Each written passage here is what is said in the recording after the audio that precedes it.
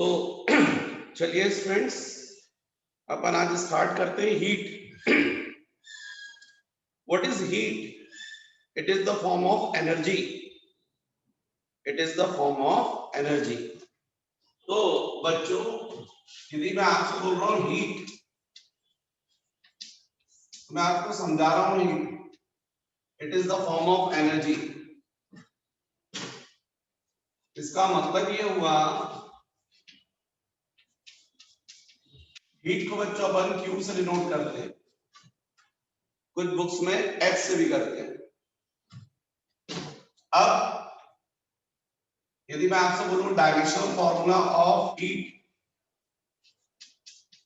तो no doubt इसका directional formula वही होगा जो एनर्जी का होगा, और एनर्जी का वही होता है जो वर्क डन का। मतलब हो जाएगा mL² T-2 यूनिट्स। अच्छा, हीट जो है बच्चों, ये भी स्केलर क्वांटिटी है। ये कैसी क्वांटिटी है? Scalar. Units in CGS system. तो एनर्जी को हम लोग मेजर करते हैं आवर्स में, इसलिए हीट को भी आवर्स में। पर मैक्सिमम सीजीएस सिस्टम में हीट मेजर करने के लिए यूनिट यूज की जाती है कैलोरी। तो इसको और कैलोरी, वैसे कायदे के अनुसार कैलोरी जो है वो प्रैक्टिकल यूनिट है। In SI system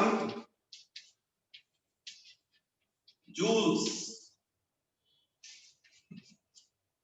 1 calorie is equal to 4.2 joules. ये अपन यूनिट यूज करते conversion. 1 calorie is equal to 4.2 joules.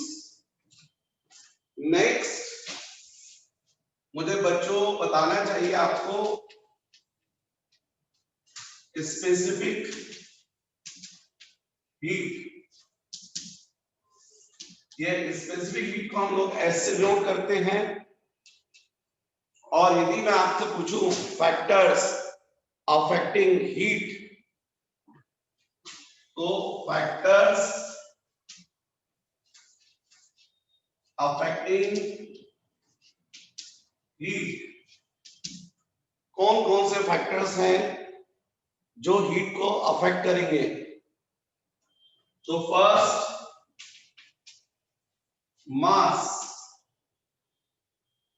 Q is directly proportional to M. Second, temperature.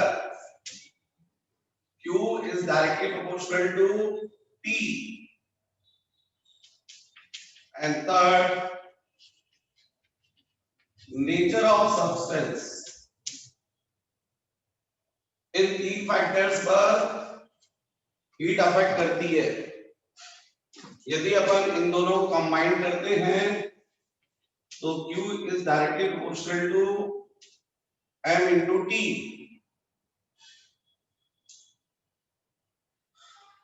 या इसको डेल थीटा ले लीजिए, कोई बात नहीं, डेल थीटा। तो Q is equal to M into S into del theta. यहां पर S जो है वो कांस्टेंट है। ये डिपेंड करता है on the nature of a substance. इसीलिए मैंने बोला आपको कि हीट को कौन कौन से फैक्टर्स अफेक्ट करते हैं। तो मास, चेंज इन टेम्परेचर और एस, ये डिपेंड करता ऑन नेचर ऑफ सब्सटेंस। फिर से, यदि ये फॉर्मूला बन रहा है हीट का, और हीट का एम के साथ यदि रिलेशन बताना चाहते हैं, तो एस और डेल थीटा कांस्टेंट होना चाहिए। एस सब्सटेंस के नेचर पर डिपेंड करता है, मतलब सब्सटेंस आप चेंज नहीं करेंगे, और डेल थीटा जो है वो भी सेम रहेगा। तो Q is directly proportional to M। मतलब 2 आयरन पीस ले लीजिए, दोनों को हीट दीजिए, तो दोनों आयरन पीस मतलब क्या सेम हो गया एस, और दोनों का टेम्परेचर भी सेम चेंज कीजिए। मान लीजिए 50 डिग्री सेल्सियस तक, 0 से 50। तो किसको ज्यादा हीट लगेगी? जिसका मास ज्यादा होगा। फिर से आप 1 कप चाय बनाइए और 10 कप चाय बनाइए, दोनों का टेम्परेचर आपको सेम इंक्रीज करना है। किसमें ज्यादा हीट लगेगी? जिसका मास ज्यादा है। तो Q is directly proportional to N। यदि Q का टेम्परेचर से रिलेशन बताना है डेल थीटा से, तो डायरेक्टली प्रोपोर्शनल होगा, पर उसके लिए आपको मास और S कांस्टेंट रखना पड़ेगा। मतलब यदि आप चाय बना रहे हैं या आयरन पीस लिया है, और उस आयरन पीस का मतलब एक सिंगल पीस लिया, मतलब मास कांस्टेंट हो गया, आयरन लिया इसलिए एस कांस्टेंट हो गया।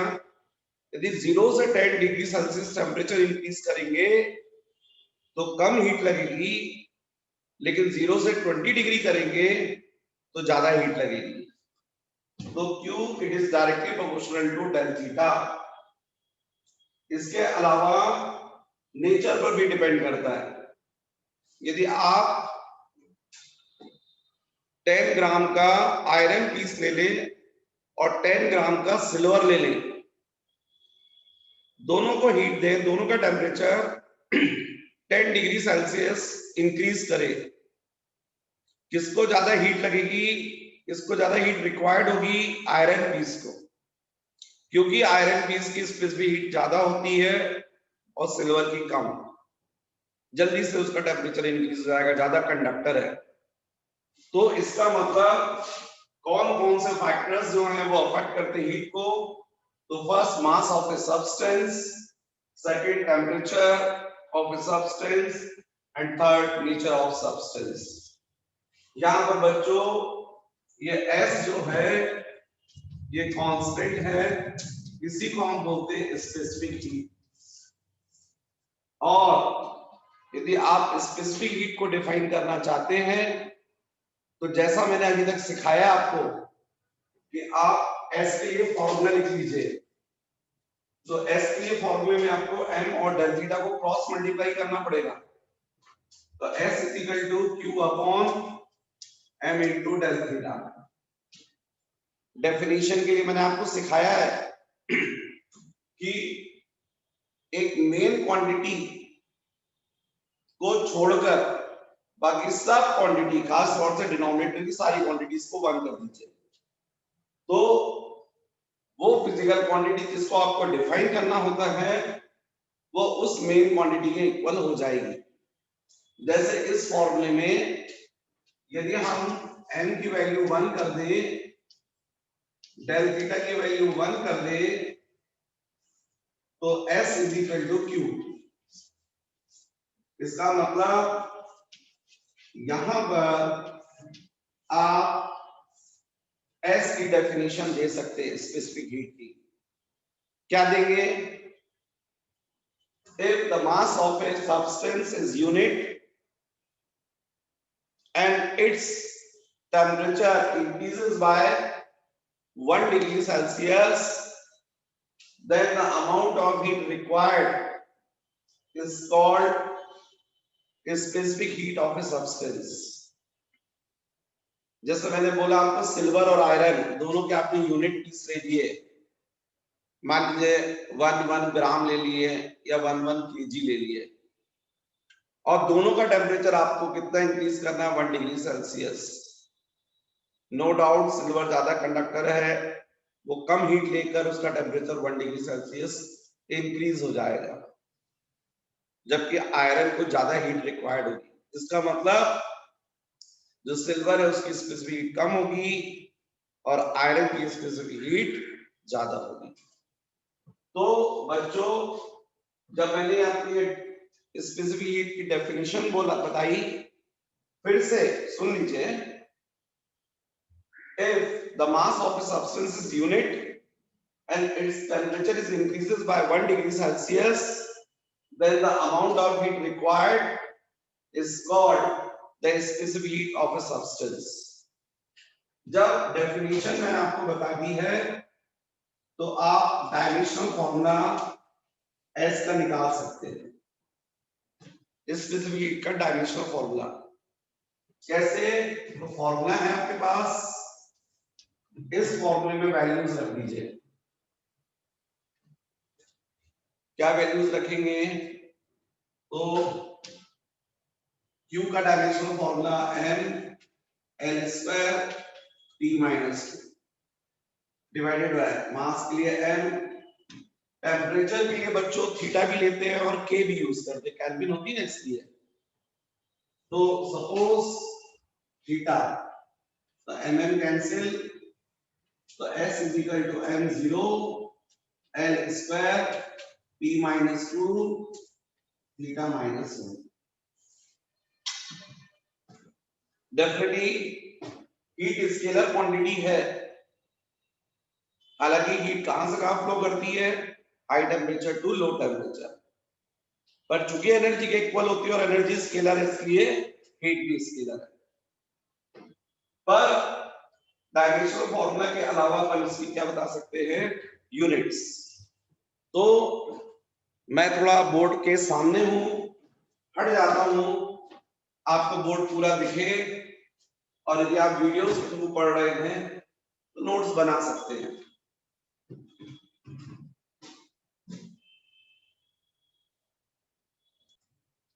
तो बच्चों यहां पर मैंने आपको स्पेसिफिक हीट की डेफिनेशन बता दी है, नेक्स्ट डायमेंशनल फॉर्मूला बता दिया है।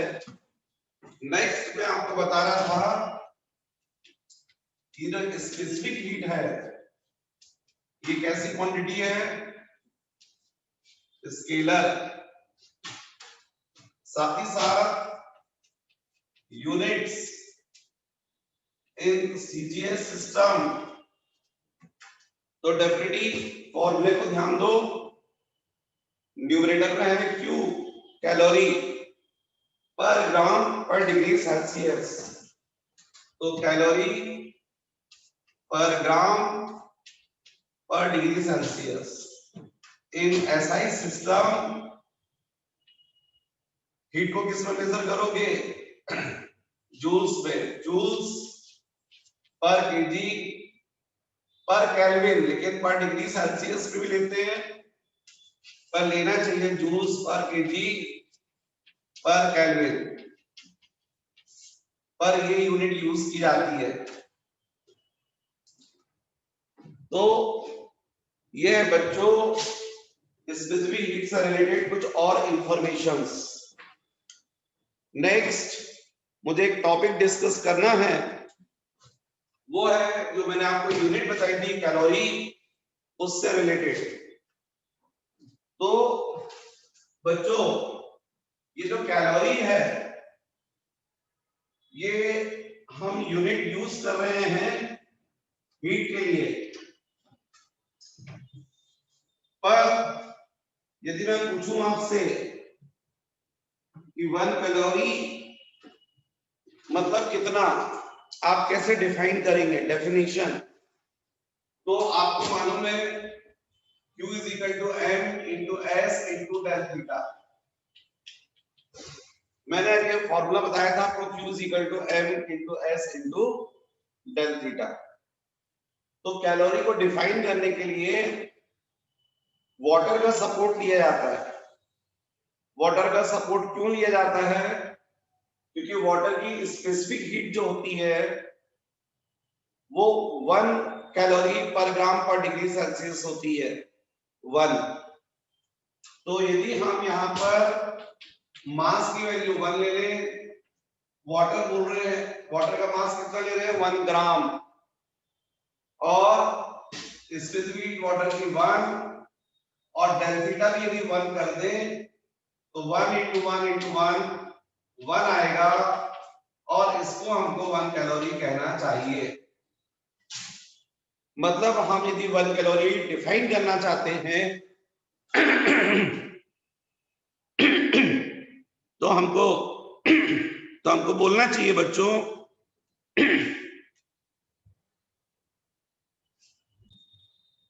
यदि हमको 1 कैलोरी डिफाइन करना है तो जैसा मैंने समझाया उस बेसिस पर आप बोल सकते हैं amount of heat required by 1 gram water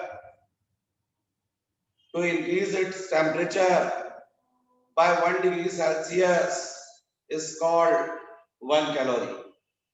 मतलब आप कंटेनर है उसमें 1 ग्राम वाटर ले लीजिए, यहां से बर्नर ऑन कीजिए, यहाँ थर्मामीटर लगा दीजिए, वाटर कितना लेंगे 1 ग्राम, इसका टेम्परेचर आप जब 1 डिग्री सेल्सियस इंक्रीज करेंगे तो जितनी गैस जल रही है, जितनी हीट रिक्वायर्ड है, उस हीट की क्वांटिटी को आप बोलेंगे 1 कैलोरी। थ्योरेटिकली तो ये डेफिनेशन ठीक है, पर प्रैक्टिकली ये रॉन्ग है, क्योंकि वाटर का एक डिफरेंट नेचर होता है।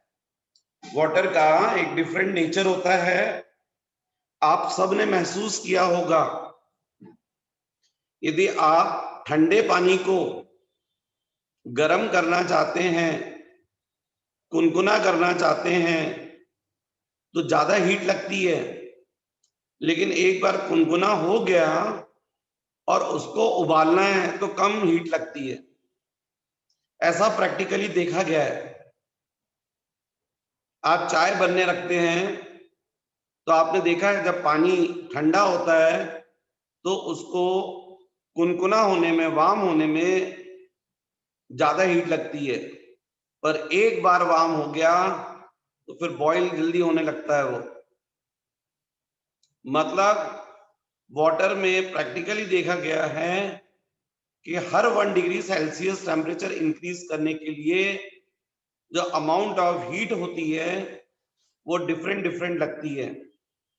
यदि आप वाटर ले रहे हैं 1 ग्राम वाटर और उसका टेम्परेचर 0 से 1 डिग्री सेल्सियस इंक्रीज करेंगे तो सबसे ज्यादा हीट लगेगी, और 1 से 2 करेंगे तो थोड़ी कम हीट लगेगी, 2 से 3 के लिए और कम हीट लगेगी, 3 से 4 के लिए और कम लगेगी, 4 से 5 के लिए और कम। इस तरीके से जब टेम्परेचर 98 से 99 पहुंचेगा तो थोड़ी सी हीट से वो 1 डिग्री सेल्सियस इंक्रीज हो जाता है, और 99 से 100 में सबसे कम हीट रिक्वायर्ड होगी।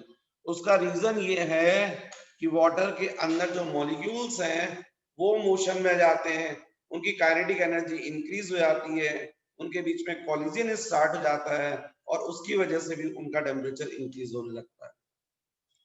तो ये प्रैक्टिकली देखा गया है कि हर 1 डिग्री टेम्परेचर इंक्रीज करने में amount of heat different different लगती है। तो फिर साइंटिस्ट ने डिसाइड किया 1 कैलोरी को फिक्स करने के लिए कि जो वाटर है, 1 ग्राम वाटर है, उसका टेम्परेचर 14.5 डिग्री सेल्सियस से 15.5 डिग्री सेल्सियस इंक्रीज करने के लिए, मतलब हुआ तो 1 ही डिग्री से चेंज, टेम्परेचर चेंज कितना हुआ 1 हुआ, पर उनने एक टेम्परेचर लिमिट रख दी from 14.5 degree Celsius to 15.5 degree Celsius. इस टेम्परेचर इंक्रीज करने में जो अमाउंट ऑफ हीट रिक्वायर्ड होगी उसको हम बोलेंगे 1 कैलोरी। अब वाटर यूज किया तो वाटर की स्पेसिफिक हीट तो 1 होती है। तो बच्चों इसलिए 1 कैलोरी की डेफिनेशन जब हम देते हैं तो पर्टिकुलर टेम्परेचर रेंज हमको मेंशन करनी पड़ती है, बोलना पड़ता है 1 ग्राम वाटर बोला तो स्पेसिफिक 1 और टेम्परेचर 15.5 टू 14.5 टू 15.5, मतलब 1 डिग्री सेल्सियस। इसका मतलब इस टेम्परेचर रेंज पर जो amount of heat water absorb करेगा उसको 1 कैलोरी बोल रहा हूं। इसका मतलब 0 से 1 जब आप इंक्रीज करोगे तो जो अमाउंट ऑफ हीट लगेगी रिक्वायर्ड होगी वो कितनी होगी 1 कैलोरी से ज्यादा। और 99 से 100 में जो अमाउंट ऑफ हीट रिक्वायर्ड होगी वाटर को वो कितनी होगी 1 कैलोरी से कम। तो इसलिए बच्चों 1 कैलोरी को जब डिफाइन करते हैं तो हम बोलते हैं the amount of heat required by 1 gram water to increase its temperature from 14.5 degrees Celsius to 15.5 degrees Celsius is called 1 calorie। तो इसलिए मैंने आपको 1 कैलोरी जो है वो थोड़ा अलग से समझाया है। नेक्स्ट जो टॉपिक मुझे डिस्कस करना है आप लोगों से वो है थर्मल कैपेसिटी। इसी को हीट कैपेसिटी भी बोलते हैं। किसी भी सब्सटेंस की हीट कैपेसिटी या थर्मल कैपेसिटी। तो बच्चों ये जो Q is equal to M into S into del theta, इसमें Q अपॉन डेल थीटा यदि हम कर दें is equal to M into S, और इसी को बोलते हैं हीट कैपेसिटी। यही हीट कैपेसिटी है। अब आप जरा सोचिए डिफाइन करना हो हीट कैपेसिटी को, तो पहले भी मैंने आपको फ्लो ऑफ फ्लूइड्स में बताया था, आप उसका वीडियो देखिए उसमें मिलेगा। जब मैंने बोला था आपको kinetic energy per unit mass, तो आपने क्या किया था टोटल काइनेटिक एनर्जी को मास से डिवाइड किया था, इसको बोला था kinetic energy per unit mass. यदि मैं बोलूंगा kinetic energy per unit volume, तो आपने टोटल काइनेटिक एनर्जी को वॉल्यूम से डिवाइड किया। बिल्कुल वैसा ही यदि टोटल हीट को हम डेल थीटा से डिवाइड कर रहे हैं, मतलब क्या हो गया amount of heat required to increase the temperature of a body by 1 degree Celsius is called heat capacity. तो बच्चों हीट कैपेसिटी जब हम डिफाइन करते हैं तो कोई भी सब्सटेंस है जैसे कोई आयरन पीस है, इसकी आपको हीट कैपेसिटी बताना है। एक ये आयरन पीस है और एक ये आयरन पीस है, तो दोनों को आप बर्नर पर रख दीजिए और इसका भी 1 डिग्री सेल्सियस टेम्परेचर इंक्रीज कीजिए, इसका भी 1 डिग्री सेल्सियस टेम्परेचर इंक्रीज कीजिए। हो सकता है इसको मात्र 10 जूल हीट लग रही हो रिक्वायर्ड हो और इसको 100 जूल, तो इसका मतलब इसकी हीट कैपेसिटी कम है 10 जूल पर डिग्री सेल्सियस और इसकी हीट कैपेसिटी ज्यादा है 100 जूल पर डिग्री सेल्सियस। मतलब ये ज्यादा हीट को स्टोर कर सकता है। भाई वाटर टैंक देखते हो ना, छोटा वाटर टैंक बोलते हो, इसका मतलब उसकी कैपेसिटी कम है, कम वाटर स्टोर करेगा। बड़ा टैंक है इसका मतलब ज्यादा वाटर स्टोर करेगा, उसकी वाटर कैपेसिटी जो है वो हाई है, लार्ज है। वैसे ही यहां पर ये है। तो व्हाट इज हीट कैपेसिटी और thermal capacity? The amount of heat required by substance to increase its temperature by 1 degree Celsius is called thermal capacity or heat capacity of a substance। अब देखो बच्चों लाइन से 3 definition अलग अलग गई है। इसमें से एक डेफिनेशन मैंने कैलोरी की बोला था, 1 कैलोरी बोला था।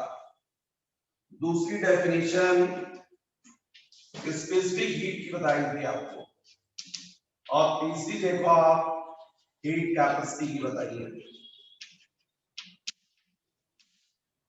तीनों में डिफरेंस देखो,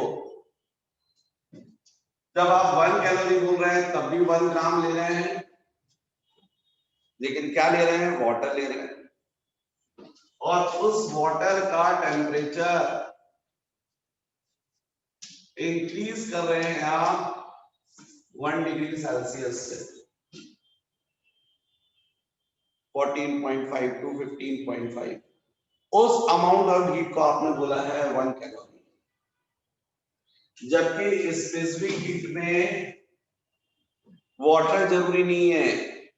जिस सब्सटेंस की आपको स्पेसिफिक हीट बतानी है उस सब्सटेंस का यूनिट मास लेंगे आप और उसका टेम्परेचर आप 1 डिग्री सेल्सियस इंक्रीज करेंगे। जो अमाउंट ऑफ हीट रिक्वायर्ड होगी उसको आप उस सब्सटेंस की स्पेसिफिक कहेंगे। हीट कैपेसिटी में आप यूनिट मास नहीं ले रहे हैं, पूरी बॉडी ले रहे हैं, कंप्लीट मास, और उसका टेम्परेचर जो है वो इंक्रीज कर रहे हैं 1 डिग्री सेल्सियस। जो अमाउंट ऑफ हीट रिक्वायर्ड होगी उसको बोलते हैं हीट कैपेसिटी। तीनों में मैंने आपको डिफरेंस समझाया है, तो गलती नहीं होनी चाहिए।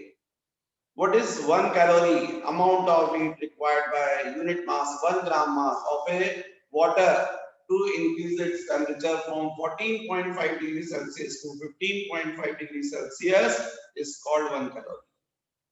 What is the specific heat? Amount of heat required by, देखो रटोगे तो भूल जाओगे, फॉर्मूले के बेसिस पर सोचोगे तो आप बता दोगे। S is equal to Q upon M into del theta, M1 del theta 1। यहां पर हीट कैपेसिटी में Q अपॉन डेल थीटा पूरा। तो बच्चों ये हो गया हीट कैपेसिटी, थर्मल कैपेसिटी, और इसकी मैंने आपको डेफिनेशन बताई है। जो आपने सुनी है वो सुनकर आपको यहाँ पर डेफिनेशन लिखना चाहिए। एक बार फिर से रिपीट कर रहा हूं मैं। Amount of heat required by substance to increase its temperature by 1 degree Celsius is called thermal capacity or heat capacity। फिर यदि मैं आपसे पूछूं dimensional formula of heat capacity, तो आप इजीली निकाल सकते हैं Q upon del theta m L square T minus 2 upon theta m L square T minus 2 theta minus 1। यदि मैं आपसे बोलूं यूनिट्स, तो आप बोलेंगे in CGS system calorie per degree Celsius, calorie per degree Celsius. In SI system joules per degree Celsius और joules per kelvin, पर ये यूज करते हैं डिग्री सेल्सियस के टर्म्स में, इसलिए मैं आपको भी यही बता रहा हूं, पर जूल्स पर केल्विन भी होनी चाहिए या रहती है। तो ये हो गया बच्चों हीट कैपेसिटी, इससे related complete.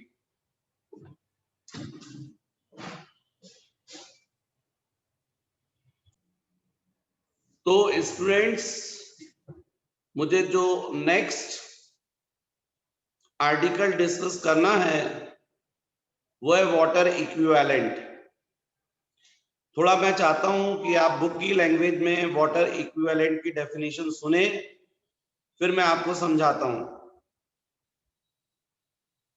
The water equivalent of a body is the amount of water that absorbs the same amount of heat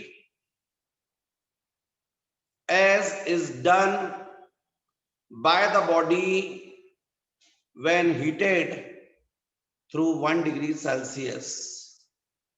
मतलब किसी भी बॉडी का जो वाटर इक्विवेलेंट होता है वो वाटर के एक पर्टिकुलर मास इसके इक्वल होता है,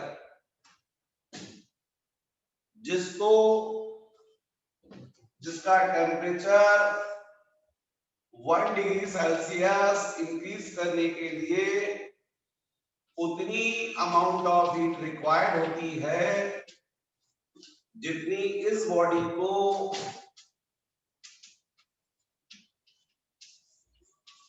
अमाउंट ऑफ हीट रिक्वायर्ड थी 1 डिग्री सेल्सियस टेम्परेचर इंक्रीज करने के लिए। किसी भी बॉडी का वाटर इक्विवेलेंट वाटर का एक मास होता है। जिस वाटर के मास का टेम्परेचर 1 डिग्री सेल्सियस इंक्रीज करने के लिए उतनी अमाउंट ऑफ हीट रिक्वायर्ड होती है जितनी उस बॉडी को अपना टेम्परेचर 1 डिग्री सेल्सियस इंक्रीज करने के लिए रिक्वायर्ड थी।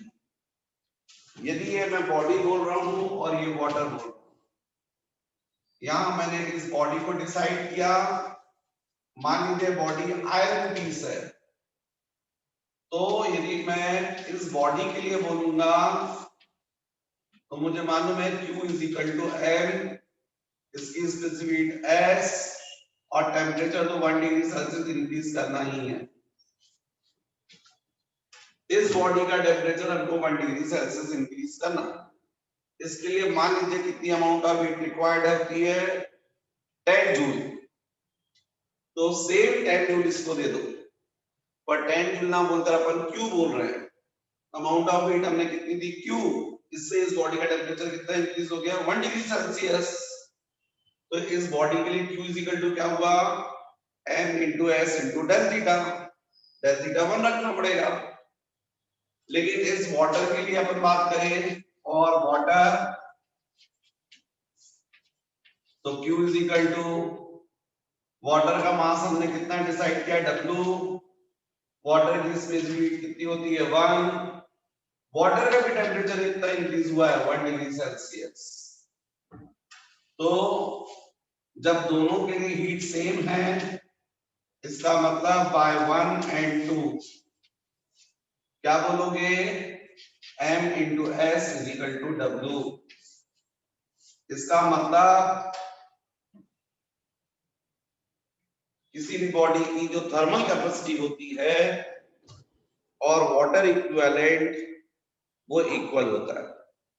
वाटर इक्विवेलेंट मतलब वाटर का मास। नेक्स्ट बच्चों, लेटेंट हीट।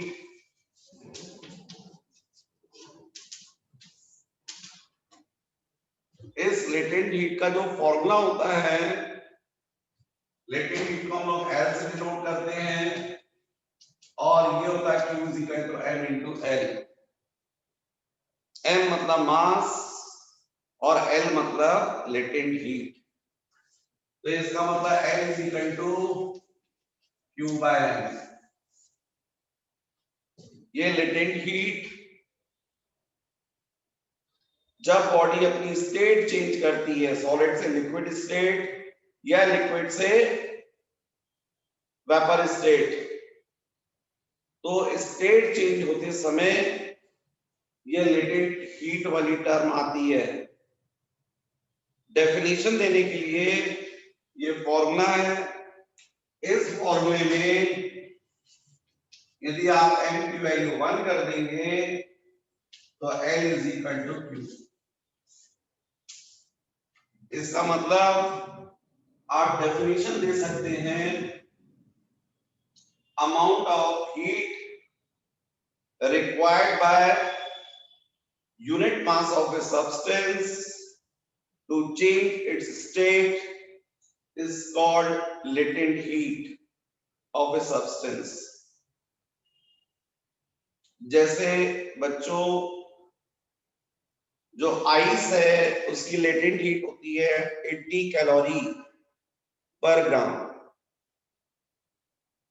इसका मतलब 1 ग्राम आइस ब्लॉक है 0 डिग्री सेल्सियस का, उसको जब आप हीट देंगे तो जनरली हीट देने से टेम्परेचर क्या होता है इंक्रीज, लेकिन आइस का उस वक्त आप थर्मामीटर लगा कर देखें, आप जो भी हीट देंगे टेम्परेचर चेंज नहीं होगा।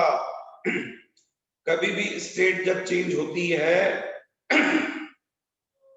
तो टेम्परेचर जो रहता है वो सेम रहता है, टेम्परेचर चेंज नहीं होता है। तो यदि 0 डिग्री सेल्सियस का आइस है, उसको आप हीट देंगे तो टेम्परेचर चेंज नहीं हो रहा, थर्मामीटर की रीडिंग बढ़ना बंद हो गई, नहीं बढ़ रही, तो फिर हीट कहां जा रही है? वो पूरी की पूरी हीट एब्जॉर्ब कर रहा है अपनी स्टेट चेंज होने के लिए, सॉलिड से लिक्विड फॉर्म में। जब पूरी हीट दे दोगे और वो मेल्ट हो गया मान लीजिए, तो उसके बाद आपको देखने मिलेगा वो बनेगा 0 डिग्री सेल्सियस का वाटर। तो 1 ग्राम आइस ब्लॉक को यदि आप 0 डिग्री सेल्सियस का आइस ब्लॉक है 1 ग्राम, उसको आप पूरा मेल्ट करते हैं तो बनेगा 0 डिग्री सेल्सियस का वाटर। और इतने के लिए आपको हीट उसको प्रोवाइड करनी पड़ेगी 80 कैलोरी। इसी तरीके से भी 0 डिग्री सेल्सियस का वाटर है और उसको आप 0 डिग्री सेल्सियस का आइस में कन्वर्ट करना चाहते हो, तो वो हीट रिजेक्ट करेगा 80 कैलोरी। इसलिए आइस की लेटेंट हीट बोला जाता है 80 कैलोरी पर ग्राम।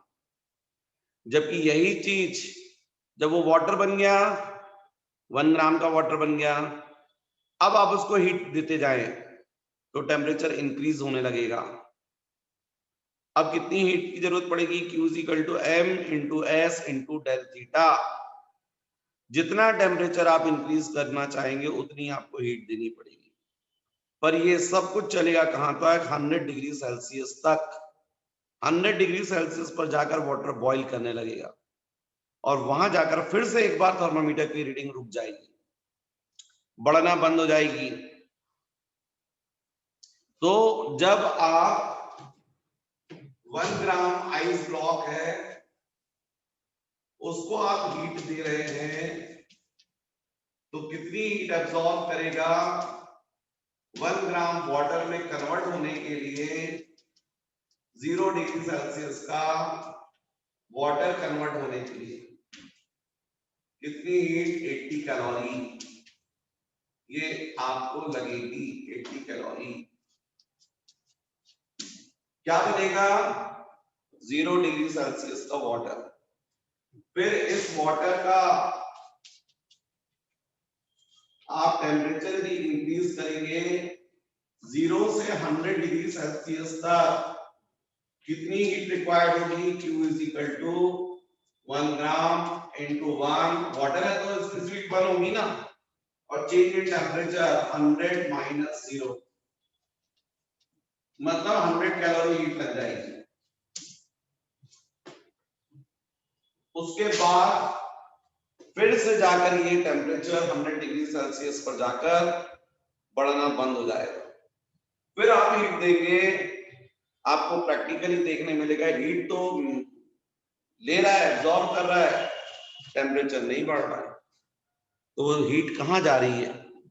वो हीट उसकी लगेगी वाटर को वेपर में बनने के लिए, पूरा स्टीम में कन्वर्ट होने के लिए।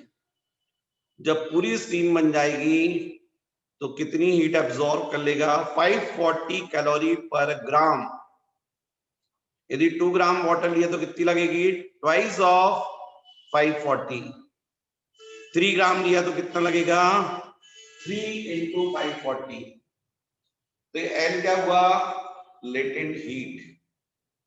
तो इसलिए जब आप लेटेंट हीट डिफाइन करते हैं तो आपको बोलना पड़ेगा amount of heat required by unit mass of a substance for change its state is called latent heat। तो बच्चों यहां मैंने आपको बताया कि जो लेटेंट हीट है उसकी डेफिनेशन आपको बताई, मैं आपको डायमेंशनल फॉर्मूला बता सकता हूं of latent heat L is equal to Q upon M, तो L is equal to Q M L square E minus 2 upon M, MM cancel, L is equal to M0 L square E minus, यहाँ इन दोनों L में फर्क है इसलिए इसको L को ब्रैकेट में लिखा है, ये लेटेंट हीट है, ये लेंथ है। फिर नेक्स्ट यूनिट बोले यदि हम, तो सीपीएस सिस्टम में calorie per gram, calorie per gram, in SI system joules per kg, ice latent heat 80 calorie per gram, और स्टीम के लिए अपन बात करें फॉर स्टीम तो ये होती है 540 कैलोरी पर ग्राम। तो बच्चों ये है लेटेंट हीट। आप जब वीडियो देख के नोट कर रहे हैं तो आपको ये 2 लाइंस पर डेफिनेशन लिखना चाहिए जो मैंने आपको बताई है।